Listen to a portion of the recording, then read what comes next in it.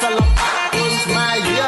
សិល្បៈគុណខ្មែរសិល្បៈគុណខ្មែរជាកេរដំណែលពីដូនតាមានប្រវត្តិដ៏យូរលង់មានប្រវត្តិដ៏អស្ចារ្យសិល្បៈក្បាច់គុណដែលល្បីក្នុងលោកកាប្រទេសជាច្រើននៅក្នុងលោកតែនៅពុទ្ធសាសនាថាក្បាច់គុណខ្មែរខ្លាំងវាដូចដំរីខ្សែគ្រាន់តែវាយមកដៃផាំងលន់កំងលងឿងក្បាលចង្គង់ហោះកែងឆេះអាចស្លាប់បាត់សងខាយវាវត្តកន្ទុយកែងមកខ្លាំងដូចខ្លាយគ្រាន់តែលឺតែខ្មែរវាយតែខ្លាចញ័យដូចស្មាបាច់ខ្មែរពិតជាខ្លាំងមិនមែនតែខ្ញុំចេះតែថាបើមិនជឿសាក់មើលទឹកតែខ្លាំងបើប៉ុណ្ណាវាច់ពីមួយទៅមួយគ្មានកាព្រើខ្លាចណាស់ណាគ្មានកាព្រើខ្លាចណាស់ណាទេ